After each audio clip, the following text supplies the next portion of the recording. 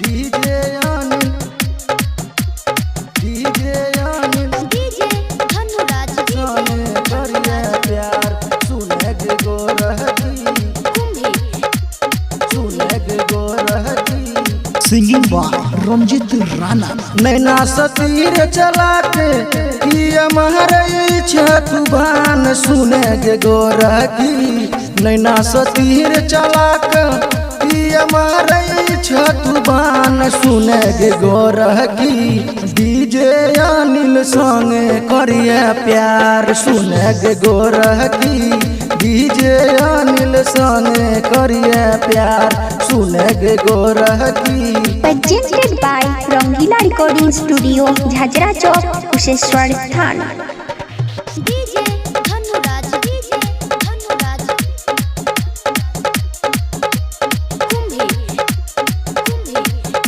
Mix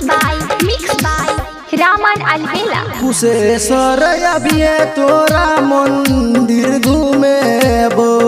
साथ में के गोरी राज महल देखेबो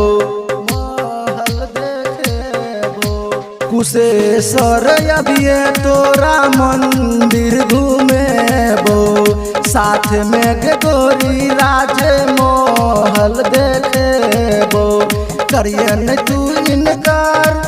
मानविए अपन यार सुने के गोरखी करिए न तू इनकार मानविए अपन यार सुने के गोरखी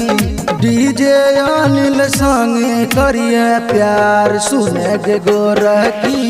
डीजे अनिल संगे करिए प्यार सुने के गोरखी डीजे अनिल संगे करिए प्यार सुने के गोरखी सुने के गोरखी। मिक्स बाय रामन अलबेला। बड़ा निक लागे तोहर गोरे गोरे गाल गे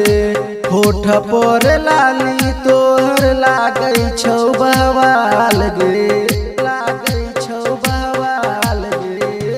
बड़ा निक लागे तोहर गोरे गोरे गाल गे होठ पर लाली तोहर लागे छौ कमाल गे तोरा घूमे तो बाजार दे दो नोटो के हजार सुने के गोरखी तोरा घूमे तो बाजार दे दो नोटो के हजार सुने के गोरखी डीजे अनिल संगे करिए प्यार सुने के गोरखी डीजे अनिल संगे करिए प्यार सुने के गोरखी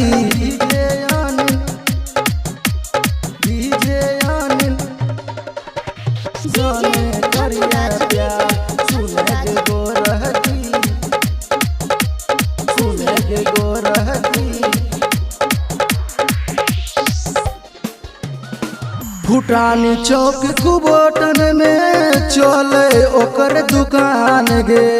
पूरा दरभंगा में चले डीजे अनिल राज के नाम गे अनिल राज के नाम गे भूटानी चौक कुबोटन में चले ओकर दुकान गे पूरा दरभंगा में चले डीजे अनिल राज के नाम गे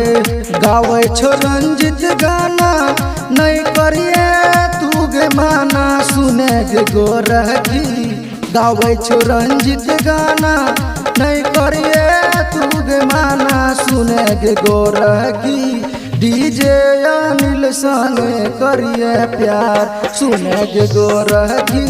डीजे अनिल संगे करिए प्यार सुने के गोरखी। presented by Rangila recording studio Jhajhra Chowk Kusheshwar स्थान।